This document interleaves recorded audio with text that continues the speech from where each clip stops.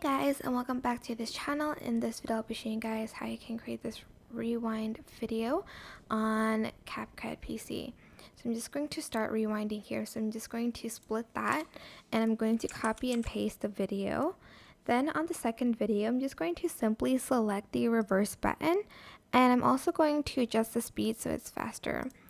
So go to speed here and turn it up, and I'm just going to adjust it to the rewind overlay, which I lost apparently. There you go. Add in the rewind overlay on top and just adjust the speed to it so it fits the video of the rewind overlay.